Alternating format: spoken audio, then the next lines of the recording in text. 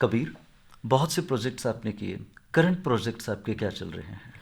अभी मेरे 2 current projects हैं सबसे बड़े। डिबेटेक्स एक एजुकेशनल समिट हम कराना चाह रहे हैं। MUNs, SDG ऑडिसीज़ व यंग ऑडिटर्स काउंसिल सारे बच्चों के लिए मिला के। तो वो अभी हमारा इवेंट है जून 26, 27, 28 को। तो उसका अभी प्रचार प्रसार चल रहा है, इंस्टाग्राम पे चल रहा है, कोटा में पैम्पलेट्स पोस्टर्स चल रहे हैं। तो अभी वो एक करंट सबसे बड़ा प्रोजेक्ट है हमारा। उसके अंदर हम लोग टारगेट कर रहे हैं कि हम इसको राजस्थान का सबसे बड़ा, इंडिया का थोड़ा एजुकेशनल समिट बनाएं। Very good. और उसमें क्या होगा? इसके अंदर बेसिकली डिबेट होगा। डिबेट्स जो होती हैं, डिबेट्स के अलग अलग स्टाइल्स होते हैं। टैलेंट्स आपके सामने आएंगे। टैलेंट्स हमारे सामने आएंगे। बहुत बढ़िया। कबीर, इस उम्र में आप बहुत नेक काम कर रहे हैं। हम चाहते हैं कि आपकी ऊंचाइयां दिन ब दिन और बढ़ती जाएं। आकाशवाणी में आकर आपने अपने युवा साथियों से बातें की। आपका आकाशवाणी आने के लिए बहुत बहुत धन्यवाद।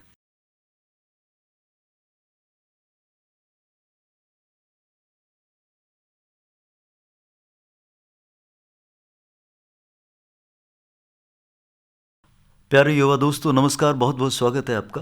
प्यारे युवा दोस्तों, कार्यक्रम के इस मौके पर हम आपकी भेंट करवाते हैं किसी भी शख्सियत से जो कि युवा हैं, बिल्कुल आप ही की तरह, लेकिन करना बहुत कुछ चाहते हैं, वो भी आप ही की तरह। हमारे साथ हैं कबीर मित्तल। बहुत स्वागत करते हैं कबीर मित्तल आपका। धन्यवाद सर। कबीर, आप आज आकाशवाणी में आए हैं। आकाशवाणी में आकर आपको कैसा लग रहा है? काफ़ी अच्छा लग रहा है। कबीर, आप 16 साल के हैं। उम्र के इस मौके पर, उम्र की इस अवस्था पर इंसान बहुत कुछ करना चाहता है। आप अभी 12th में हैं। क्या क्या सब्जेक्ट लिए थे आपने पिछले वर्ष? कॉमर्स। कॉमर्स रहा था। आपकी जो बातें हैं वो बहुत अनुभव की बातें हैं। ऐसा लगता है 16 साल की तो आपकी दिखने की उम्र है, लेकिन सीखने की उम्र और भी बहुत ज़्यादा है। कबीर, बहुत से प्रोजेक्ट्स आपने किए, करंट प्रोजेक्ट्स आपके क्या चल रहे हैं? अभी मेरे 2 करंट प्रोजेक्ट्स हैं सबसे बड़े। एक कबीर इनोवेशन से, जो मेरी खुद की कंपनी है। इसके अंदर मैं क्या कर रहा हूँ कि मतलब मेरे को उसके अंदर जो भी मेरे को करना होता है, जैसे मेरे को फूड से कुछ रिलेटेड बिजनेस करना है, कुछ भी करना है, तो दैट्स अ पेरेंट कंपनी। उसके अंडर में कुछ भी करना होता है, एक्सपेरिमेंट्स, वेंचर सब उसके अंडर होते हैं। एंड दूसरी कंपनी डिबेटेक्स। तो डिबेटेक्स अभी कोटा के अंदर प्रचार प्रसार भी चल रहा होगा। डिबेटेक्स एक एजुकेशनल समिट हम कराना चाह रहे हैं। MUNs, SDG ऑडिसीज़ व यंग ऑडिटर्स काउंसिल सारे बच्चों के लिए मिला के।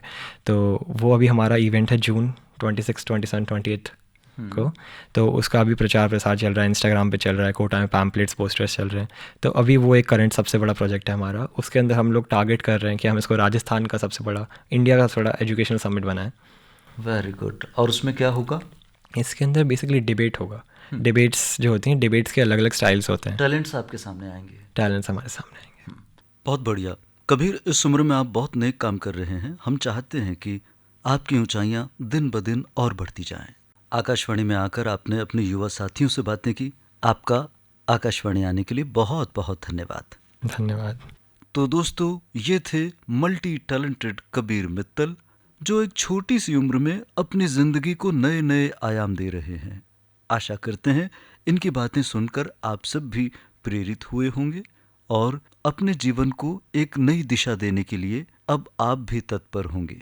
ये बातचीत आपको कैसी लगी, इसके बारे में आप हमें संपर्क कर सकते हैं।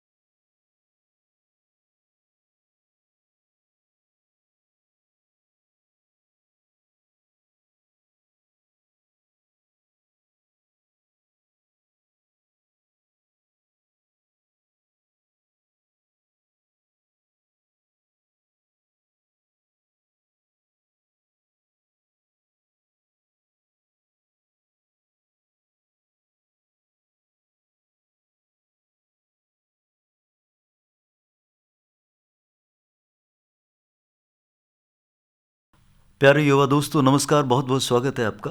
प्यारे युवा दोस्तों, कार्यक्रम के इस मौके पर हम आपकी भेंट करवाते हैं किसी भी शख्सियत से जो कि युवा हैं, बिल्कुल आप ही की तरह, लेकिन करना बहुत कुछ चाहते हैं, वो भी आप ही की तरह। हमारे साथ हैं कबीर मित्तल। बहुत स्वागत करते हैं कबीर मित्तल आपका। धन्यवाद सर। कबीर, आप आज आकाशवाणी में आए हैं। आकाशवाणी में आकर आपको कैसा लग रहा है? काफ़ी अच्छा लग रहा है। कबीर, आप 16 साल के हैं। उम्र के इस मौके पर, उम्र की इस अवस्था पर इंसान बहुत कुछ करना चाहता है। आप अभी 12th में हैं। क्या क्या सब्जेक्ट लिए थे आपने पिछले वर्ष? 11th में विषय टॉपिक सब्जेक्ट कॉमर्स। कॉमर्स रहा था। कॉमर्स आपने खुद लिया या आपके जी। पेरेंट्स ने आपको दिलवाया? मैंने खुद लिया। अच्छा, उसके पीछे क्या कारण? क्योंकि अक्सर बच्चों को इस उम्र में पेरेंट्स सजेस्ट करते हैं कि उन्हें ये टॉपिक लेना है, ये सब्जेक्ट लेना है। आपने कॉमर्स लिया, आपने क्या सोचा था? मेरे मम्मी पापा काफ़ी ज़्यादा सपोर्टिव हैं मेरे उसको लेके कि मेरे को क्या करना है।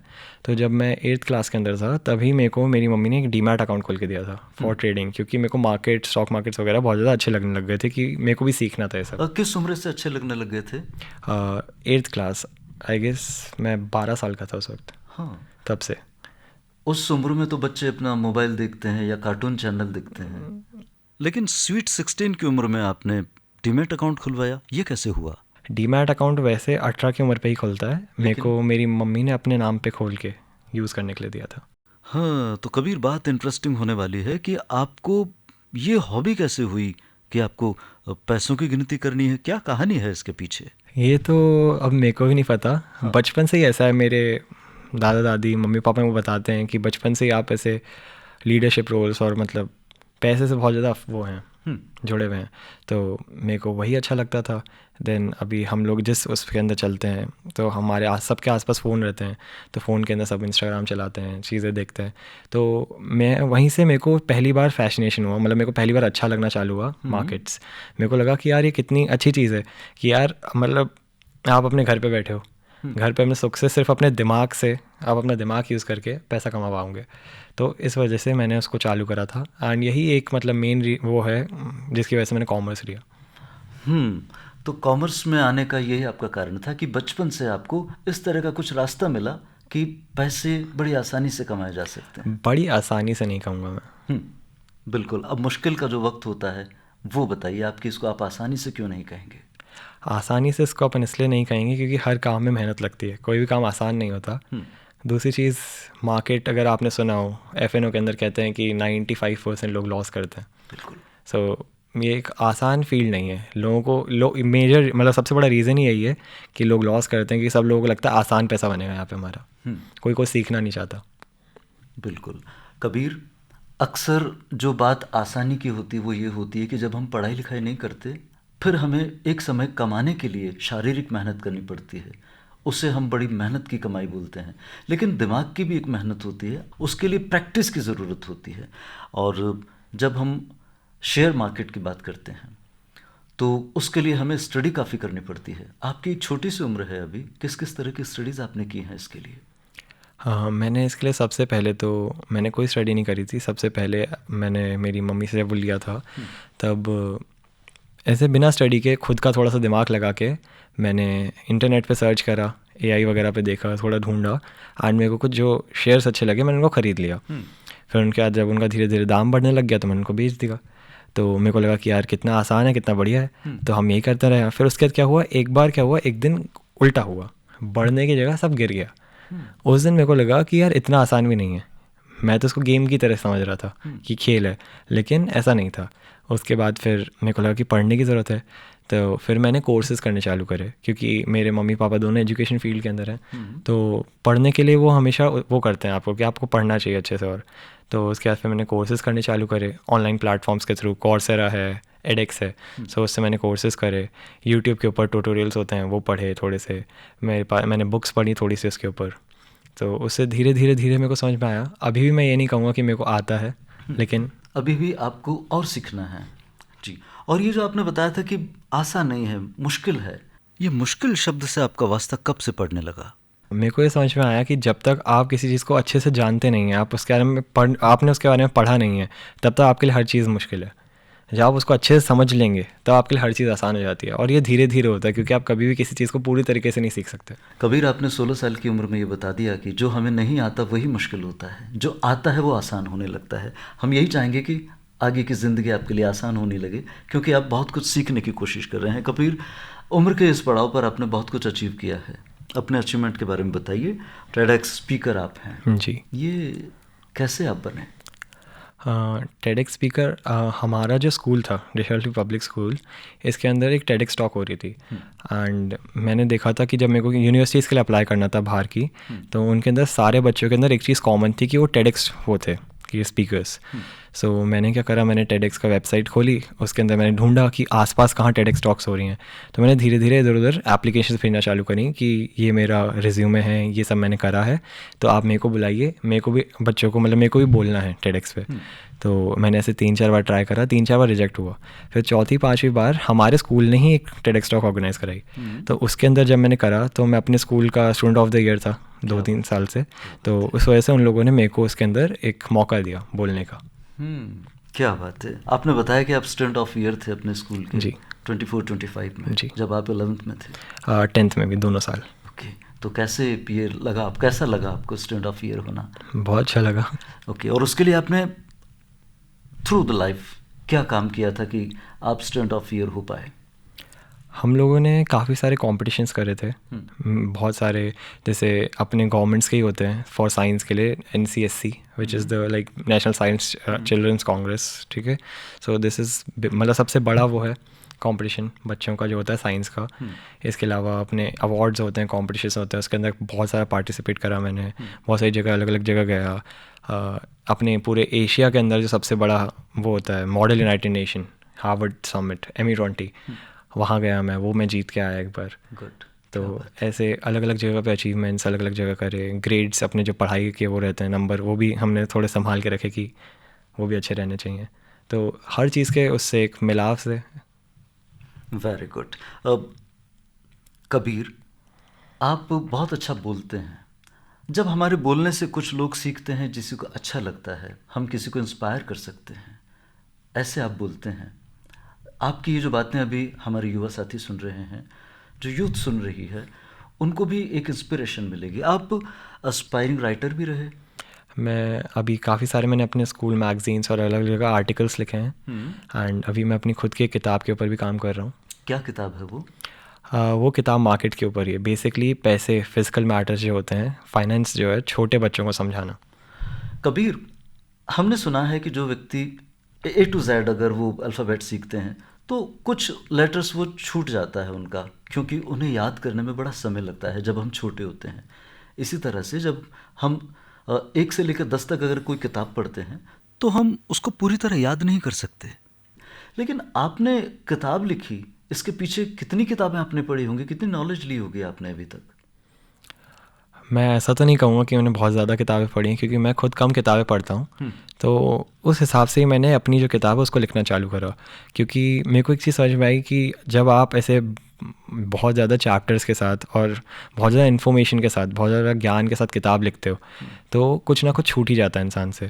तो अब मेरी सबसे मतलब मेजर मैं 2 बुकों से इंस्पायर हुआ जिसके अंदर बहुत कम लिखा हुआ है। एक तो अंकुर वरिकू सर की अपनी है मेक एपिक मनी, ओके। उसके अंदर हर पन्ने पे सिर्फ 1 या 2 पैराग्राफ्स ही हैं और बहुत सिंपल शब्दों में और बहुत ऐसे लाइक हम जैसे भी बात कर रहे हैं इसी तरीके में उस किताब से सब कुछ एक्सप्लेन करा गया है मनी के बारे में। दूसरी एक और किताब थी how to steal, okay, something करके। तो उससे मैं इंस्पायर हुआ। दैट इज़ मतलब वो भी बहुत छोटी सी किताब है, लेकिन उसके अंदर जो बताया गया है वो बहुत अच्छा है। अगर आपको उतना सा भी समझ में आया तो आपके साथ रहेगा हमेशा। आप कहना ये चाहते हैं कि जब हम आसान शब्दों में बात करते हैं तब हम उसको ज़्यादा अच्छे से सीख पाते हैं। जिस तरह से आपके आसान और सरल शब्द हैं वो हमारे युवाओं को सिखा रहे हैं बहुत कुछ। तो कबीर, ये कहा जाता है कि it is very difficult to be simple. तो आपने ये जो सिंपलिसिटी ली है इसके पीछे बहुत कठिन मेहनत की है। ये शायद आप अनुमान नहीं लगा पा रहे, लेकिन आपने किताबें लिखी, तो उस किताब को लिखने के पीछे आपका क्या उद्देश्य था कि मैं एक किताब का राइटर बनूं या फिर कुछ लोगों को सिखाऊं? मेरे को खुद को किताबें पढ़ के और सीखने में बहुत दिक्कत होती थी हमेशा, क्योंकि मेरे को किताबें बहुत ज़्यादा कॉम्प्लिकेटेड डिफ़िकल्ट लगती थी। किताबों के अंदर हमेशा लोग क्या करते थे, जब भी लिखते थे तो एक स्पीच की तरह, ठीक है, एक कंटिन्यूस स्पीच की तरह किताबें लिखी जाती हैं और बहुत कुछ एक बारी में लिखा जाता है और किताबें बहुत बड़ी होती हैं, तो उनको समझने में मेरे को खुद को दिक्कत होती थी। और उसकी वजह से जैसे अब ऑनलाइन वो आई हैं चीज़ें, उसकी वजह से मेरे को थोड़ा इजी हुआ है समझने में। तो मैंने सोचा कि जब किताबें इतनी कठिन बनाना क्यों ज़रूरी है, किताबें सिंपल होनी चाहिए, किताबें सरल होनी चाहिए पढ़ने के लिए, जिससे सब पढ़ें। बहुत बढ़िया, बहुत बढ़िया। और उसके शब्द भी सरल होने चाहिए, सब सरल होने चाहिए कि सबको समझ में आए क्या आप कहना चाह रहे हैं। किताब लिखने का एम यही होना चाहिए कि हम जो भी कहें उसको पूरी दुनिया तक जाए। क्या बात है, बहुत खूब, बहुत खूब। कबीर, अपनी इस छोटी सी उम्र में जब आप बहुत कुछ सीख लेते हैं तब बहुत कुछ देने की भी हम कोशिश करते हैं, यही किताब लिखते समय आपका मोटो यही रहा होगा। कबीर, आज का जो युग है वो कंप्यूटर का है, मोबाइल के रूप में कंप्यूटर सबके हथेली में है। ऐसे में कंप्यूटर की एप्लीकेशंस भी होती हैं, क्या आपको उनसे भी वास्ता पड़ा? क्या आप कभी ऐप डेवलप कर पाए? जी हाँ, मेरी खुद की एक कंपनी भी है, मकोड कह के। This is another startup. हम लोग यही करते हैं, वेबसाइट डेवलपमेंट, होस्टिंग्स, दूसरे क्लाइंट्स को वेबसाइट देना, बना के पूरा वेब डेवलपमेंट, डिज़ाइनिंग, एप्लीकेशंस बनाना, सब कुछ। प्रधानमंत्री नरेंद्र मोदी जी का जो स्टार्टअप्स का एक जो सिलसिला शुरू हुआ है जिससे युवाओं को बहुत शक्ति मिले, आप क्या कह सकते हैं उस बारे में? काफ़ी अच्छा इनिशिएटिव है स्टार्टअप इंडिया वगैरह। मैंने भी काफ़ी जगह गवर्नमेंट से मेरे को भी काफ़ी सारी ग्रांट्स मिली हैं। उसके बारे में बताओ हमारे श्रोताओं को। जी, इंस्पायर अवार्ड इंस्पायर अवार्ड होता है गवर्नमेंट ऑफ इंडिया की तरफ से हर साल, इंस्पायर मानक अवार्ड कहते हैं उसको। तो इसके 3 स्टेजेस होते हैं, डिस्ट्रिक्ट, स्टेट, नेशनल। इसके अंदर आपको हर स्टेज पे 10,000 रुपये की ग्रांट मिलती है, 10 से 20,000 रुपये की, अपने साइंस रिलेटेड इनोवेटिव आइडिया को प्रेजेंट करने की। तो मैं 2 बार इंस्पायर अवार्ड के अंदर ग्रांट्स जीता हूँ। मेरे 3 आइडियाज़ आगे तक गए हैं। आप बता सकते हैं वो किस तरह के आइडियाज़ थे? सारे स्टार्टअप रिलेटेड आइडियाज़ थे, इनोवेशन रिलेटिव, कि मैक्सिमम जैसे इंडियन गवर्नमेंट जो है वो फोकस करती है कृषि उस पर, एग्रीकल्चर पे बेसिकली। तो एग्रीकल्चर आइडियाज़ थे हमारे कि सस्टेनेबल एग्रीकल्चर अपन कैसे कर सकते हैं। आप बता सकते हैं कि वो क्या आइडिया था आपका? हमारा उसके अंदर एक पूरा एक फार्म, बेसिकली एक फार्म को अपग्रेड करने का आइडिया था कि उसके जो पानी का सिस्टम रहता है नीचे वो कैसा रहेगा, उसके अंदर टेक्नोलॉजी कैसे यूज़ करें अपन। जो हमारे जो पेस्टिसाइड्स होते हैं, पेस्टिसाइड्स को छोड़ दें बिल्कुल, पेस्टिसाइड ना, बिना हर्बल, मतलब नॉर्मल पेस्टिसाइड्स भी नहीं, हर्बल पेस्टिसाइड्स भी नहीं, कुछ भी यूज़ करें बिना, अपन इंसेक्ट्स को कैसे दूर रख सकते हैं पेड़ों से, उसके ऊपर एक आइडिया था। 3-4 आइडिया थे उसके ऊपर। तो अलग अलग पेड़ों को ऐसे, मैं अभी पूरा कॉन्सेप्ट भूल गया क्योंकि 3-4 साल पुरानी बात है, लेकिन हाँ ऐसे ही करा था हमने।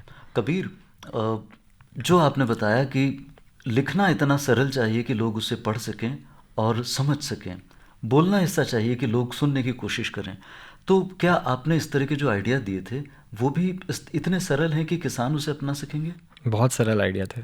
क्या बात है कबीर, आपकी जो बातें हैं वो ऐसा लग रहा है कि आप कई और जगहों पर पुरस्कृत हों, ऐसी हम आशा रखते हैं। स्टेट लेवल पर आपने किस किस तरह के एथलीट किए?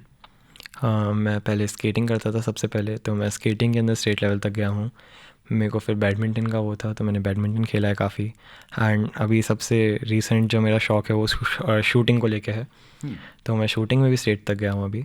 शूटिंग में किस तरह की shooting? Rifle shooting. 30 metre, 10 metre? हाँ, 10 metres I guess. 10 metres, okay.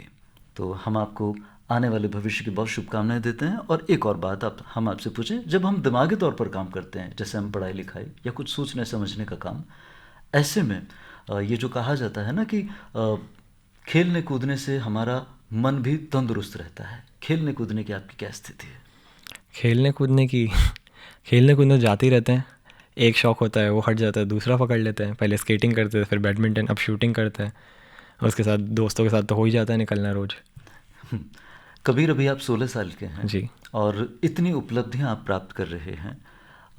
आगे आने वाले समय के लिए आपने क्या ऐसा विचार किया कि आप क्या बनना चाहते हैं? आने वाले समय के अंदर मेरे को एक तो किसी फाइनेंशियल कंपनी के अंदर काम करना है या खुद का कुछ बनाना है। सबसे बड़ा मेरा यही है, मेरे को खुद का कुछ बनाना है। तो उसके लिए मैंने अभी से ही शुरुआत करी है कि मेरे को खुद का कुछ करना है, अलग अलग स्टार्टअप्स के थ्रू। आप बहुत कुछ कर रहे हैं अपने घर में रहकर, अपने माता पिता के सहयोग से। ऐसा कोई यादगार लम्हा जो आपको याद है, आप बताना चाहें कि हर बच्चे को अपने पेरेंट्स से इस तरह की मदद मिलनी चाहिए? हर माँ बाप को अपने बच्चों को, पेरेंट्स को सपोर्ट करना चाहिए अपने बच्चे के आइडियाज़ को। सबसे बड़ी चीज़ क्या है कि जैसे मैंने देखा है कि मैं अपने दादा दादी या फिर किसी और को मैं जैसे आइडिया बताता हूँ, वो किसी अपने मम्मी पापा को बताते हैं, तो सबका ये रहता है कि भाई तुम्हारी पढ़ने की उम्र है, आप ये सब कैसी बातें कर रहे हो, आपको इस सब में नहीं लगना चाहिए। मेरे माता पिता ने कभी ऐसा नहीं करा। मेरे माता पिता हमेशा मेरी सारी बातें सुनते थे, उसमें सारी अच्छी चीज़ें बताते थे कि ये चीज़ें तुमने बहुत अच्छी सोची हैं, और क्या ख़राब है वो भी बताते थे कि ये चीज़ें ख़राब हैं, इनको और अच्छा बनाओ, इनके बारे में और सोचो। तो हमेशा आइडियाज़ सुनने चाहिए, बात सुननी चाहिए बच्चों की, अब माँ बापों को, सबको, पेरेंट्स को। बहुत खूब। और बच्चों को कैसा रहना चाहिए? बच्चों को भी सब कुछ आइडिया शेयर करने कैसे रहना चाहिए, तो दिस इज़ क्या ही बता सकता हूँ उस पर तो मैं। अभी आप बच्चे हो। हाँ, मैं खुद बच्चा हूँ। मेरा जवाब माँ बापों को अच्छा नहीं लगेगा। कबीर, आपसे बात करते हुए हमें बहुत अच्छा लग रहा है। आप अपने युवा दोस्तों को कुछ अपनी ओर से सलाह देना चाहें, कुछ कहना चाहें, वो कहो। मैं अपने सारे युवा दोस्तों को एक ही सलाह देना चाहूँगा कि आपको मतलब मौज मस्ती के साथ भी आपको अपने जीवन में क्या करना है वो आपको बहुत जल्दी सोच लेना चाहिए। आपको उसके ऊपर सोचना चालू करना चाहिए, आपको उसके लिए काम करना चाहिए। क्योंकि मेरे सारे जितने भी दोस्त हैं, मैं किसी से ही पूछता हूँ तो बहुत सारे, अधिकतर लोग जो हैं वो सब यही कहते हैं कि अभी तो कि बहुत टाइम है, सोचा जाएगा, और सब उसमें ही रह जाते हैं फिर थे। और यही वजह है कि अभी इस उम्र में आपने बहुत कुछ अचीव कर लिया। कबीर, अपने पेरेंट्स के अलावा जो हमारे गुरु होते हैं वो हमारे बहुत अच्छे मार्गदर्शक होते हैं।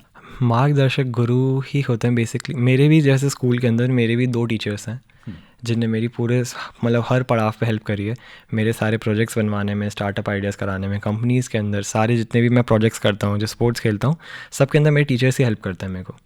आज के इस समय में जबकि बच्चे अपने स्कूल में जाते हैं, उनसे अपने टीचर्स के साथ में किस तरह का बिहेव रखना चाहिए कि जिससे वो ज़्यादा से ज़्यादा नॉलेज गेन कर सकें? सीखने का भाव रखना चाहिए। कभी भी टीचर से ऐसा नहीं होना चाहिए कि ये तो मेरे को अच्छा नहीं लगता, ये मेरे को अच्छा लगता है। आपकी जो बातें हैं वो बहुत अनुभव की बातें हैं। ऐसा लगता है 16 साल की तो आपकी दिखने की उम्र है, लेकिन सीखने की उम्र और भी बहुत ज़्यादा है। कबीर, बहुत से प्रोजेक्ट्स आपने किए, करंट प्रोजेक्ट्स आपके क्या चल रहे हैं? अभी मेरे 2 करंट प्रोजेक्ट्स हैं सबसे बड़े। एक कबीर इनोवेशन से, जो मेरी खुद की कंपनी है। इसके अंदर मैं क्या कर रहा हूँ कि मतलब मेरे को उसके अंदर जो भी मेरे को करना होता है, जैसे मेरे को फूड से कुछ रिलेटेड बिजनेस करना है, कुछ भी करना है, तो दैट्स अ पेरेंट कंपनी। उसके अंडर में कुछ भी करना होता है, एक्सपेरिमेंट्स, वेंचर्स सब उसके अंडर होते हैं। एंड दूसरी कंपनी डिबेटेक्स। तो डिबेटेक्स अभी कोटा के अंदर प्रचार प्रसार भी चल रहा होगा। डिबेटेक्स एक एजुकेशनल समिट हम कराना चाह रहे हैं। MUNs, SDG ऑडिसीज़ व यंग ऑडिटर्स काउंसिल, सारे बच्चों के लिए मिला के। तो वो अभी हमारा इवेंट है जून 26, 27, 28 को। तो उसका अभी प्रचार प्रसार चल रहा है, इंस्टाग्राम पे चल रहा है, कोटा में पैम्पलेट्स, पोस्टर्स चल रहे हैं। तो अभी वो एक करंट सबसे बड़ा प्रोजेक्ट है हमारा। उसके अंदर हम लोग टारगेट कर रहे हैं कि हम इसको राजस्थान का सबसे बड़ा, इंडिया का सबसे बड़ा एजुकेशनल समिट बनाएं। Very good. और उसमें क्या होगा? इसके अंदर बेसिकली डिबेट होगा। डिबेट्स जो होती हैं, डिबेट्स के अलग अलग स्टाइल्स होते हैं। टैलेंट्स आपके सामने आएंगे। टैलेंट्स हमारे सामने आएंगे। बहुत बढ़िया। कबीर, इस उम्र में आप बहुत नेक काम कर रहे हैं। हम चाहते हैं कि आपकी ऊंचाइयां दिन ब दिन और बढ़ती जाएं। आकाशवाणी में आकर आपने अपने युवा साथियों से बातें की। आपका आकाशवाणी आने के लिए बहुत बहुत धन्यवाद। धन्यवाद। तो दोस्तों, ये थे मल्टी टैलेंटेड कबीर मित्तल, जो एक छोटी सी उम्र में अपनी जिंदगी को नए नए आयाम दे रहे हैं। आशा करते हैं इनकी बातें सुनकर आप सब भी प्रेरित हुए होंगे और अपने जीवन को एक नई दिशा देने के लिए अब आप भी तत्पर होंगे। ये बातचीत आपको कैसी लगी, इसके बारे में आप हमें संपर्क कर सकते हैं इस व्हाट्सएप नंबर पर 9530012020, यानी 9530012020। और ईमेल भी आप हमें कर सकेंगे enjoyairkota@gmail.com पर। तो युवाणी कार्यक्रम की इस बातचीत से अब मैं राजेश महावर चाहूँगा अनुमति। नमस्कार।